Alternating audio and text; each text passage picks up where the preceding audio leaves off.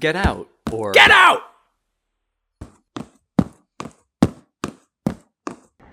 Iowa City. Just when you think that U.S. capitals couldn't get any more confusing, you come across one that used to be a capital, has all the infrastructure and buildings for a capital, has the obvious name of a capital, and of course, isn't one. The old Capitol building is still maintained, however. It sits on the University of Iowa's campus as a National Historic Landmark. The construction of the University of Iowa has had an eruptive effect on Iowa City's culture, facilitating a city rich in art, theater, music, language, and writing. Many of famous authors and artists have started their careers out of Iowa City, impressing the culture with a variety of curiosities and carefully crafted scription around each corner. It's also the birthplace, or at least the whereabouts, of the famous American Gothic painting, which doesn't exist there anymore, but can still be found reproduced onto a random barn in the countryside. At the Devonian Fossil Gorge, you can kick off your trip with what once was a seafloor 375 million years ago. The fossils here, including crinoids, brachiopods, and corals, are small, but certainly plentiful. A lot of stones you can just pick up and discover a bunch of little shells and figments of evolution. Be sure to grab a pamphlet at the beginning of the park in order to know what you're looking at, because the fossils won't just pop out and say hello. I guess that's what 375 million years will do to you. If you follow the points of interest in the guide's legend, you'll be able to better discover what the seafloor might have looked like when it was, in fact, a seafloor. The nearby lake is also a beautiful area for a picnic. A short drive due east from there takes you to Wilson's Orchard Farm, a destination that feels hours outside of the city.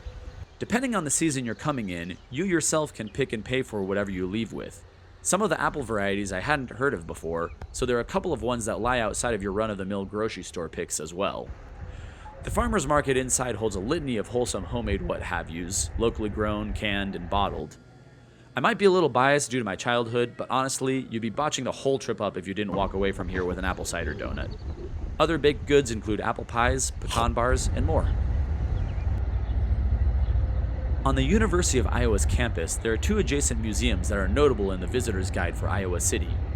As I mentioned before, the first one is the Old Iowa Capitol Museum, which is housed within the Old Capitol building. Just north of the Old Capitol, in McBride Hall, is the Iowa Natural History Museum. The museums are both open Fridays and Saturdays only, on just about every weekend except for the weekend of graduation at the University of Iowa. I learned that the hard way. Fortunately, there are still some awesome displays in the hall outside of the museum that were worth a look on their own. Due east of the Old Capitol, along Iowa Avenue, is a whole bunch of art. That is, if you look down. While many cities have downtown areas dedicated to an art walk, highlighting various 3D structures and creations, Iowa City has its own unique spin, in the form of a literary walk. At first you may not notice due to the artwork's complete lack of traffic obstruction, but there will be sections of the sidewalk dedicated to 2D engravings that include a poem or script by poets and authors alike. The works reside on two sides of Iowa Avenue, between Clinton Street and Gilbert Street, as well as north and south on Lynn Street, and make for a very pleasant walking tour. Hickory Hill Park offers an additional, contrasting walking tour that provides a complete escape from the city into the natural prairies and hills outside of Iowa City.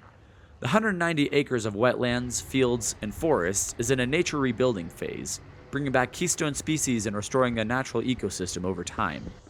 Venturing in does get incredibly peaceful.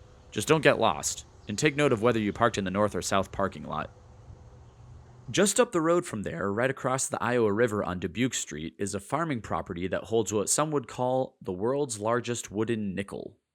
Built in 2006 as a form of protest against a road construction project, the nickel is still there as a roadside attraction. Standing over 16 feet in diameter and 4,000-ish pounds, you sort of have to marvel at the effort that was put in to create the thing, politics aside. Don't trespass. Off to Cedar Rapids now. Stop by the estate that looks straight out of a fairy tale / Great Gatsby spinoff. Bruce Moore is a historic 19th century mansion on 26 acres that's been transferred into a public attraction, as well as a venue for concerts and theater. Walk through gardens and woods, sit by the pond, and read the historical documentation along the path that describes the function of each area among the property. There are possibilities for both guided and individual tours of the interior of the mansion, so be sure to check the timing on what's available. There's a venue by where the barn and greenhouse are that hosts shows as well, which makes for a pretty unique entertainment space. The whole atmosphere of the grounds, from the benches surrounding the on-site pond to the garden under gorgeous upkeep, it really does make you feel like an early 20th century magnate taking a stroll around their own property. Take from that what you will. A bit of random side note Cedar Rapids trivia. Believe it or not, the city is one of only a couple of places in the world with a centralized government located on an island, putting it in the same ranks as Paris and Osaka. A large demographic of the Cedar Rapids community has a Bohemian, Moravian, or Slovak heritage after there was a large immigration movement in 1852 to the area. The population built and established was now commonly known as the Czech Village within Cedar Rapids, sporting Czech shops, entertainment, and restaurants. It isn't uncommon to pass by a band playing traditional Bohemian music in the courtyard area, or other live music around. Also within this neighborhood is the National Czech and Slovak Museum, an homage to the people's history and culture.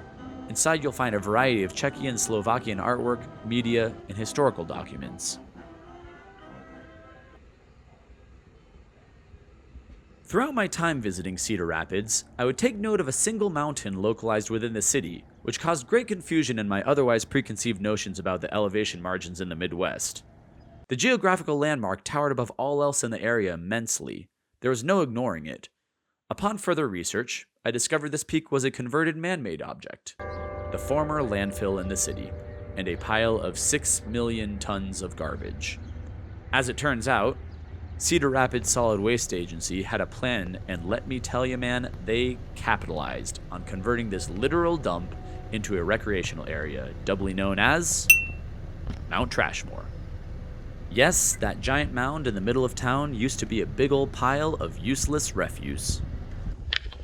And now it's turned into the premier hiking trail of Cedar Rapids.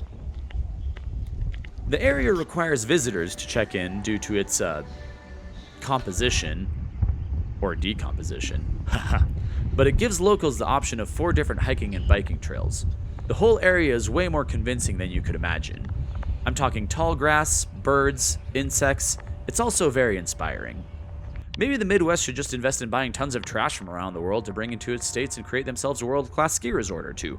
It'd be a much more desired outcome than finding all that stuff in our oceans. That's all I'm saying. Other places within the Cedar Rapids area include the Iowa Masonic Library, a bibliotheca dedicated entirely to the craft of Freemasonry, and one of the largest in the world.